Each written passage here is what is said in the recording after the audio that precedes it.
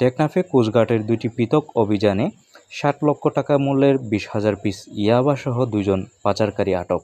মঙ্গলবার ৬ মে ২০২৫ বিকেলে coast guard media কর্মকর্তা লেফটেন্যান্ট কমান্ডার হারুনুর রশিদ এই তথ্য জানান।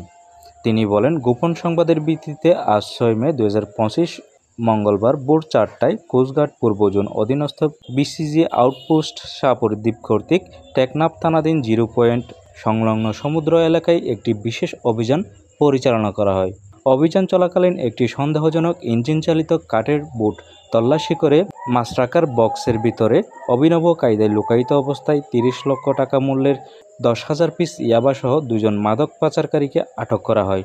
অপরদিকে অদ্য দুপুর ৩টায় কোস্টগার্ড স্টেশন টেকনাফ কর্তৃক টেকনাফ থানাধীন কেরুনতলী এলাকায় একটি বিশেষ অভিযান পরিচালনা করে সন্দেহজনক একটি সিএনজি তল্লাশি করে সিটের নিচে অভিনব কায়দায় লুকায়িত অবস্থায় ৩০ লক্ষ টাকা মূল্যের ১০,০০০ পিস ইয়াবা জব্দ করা হয়।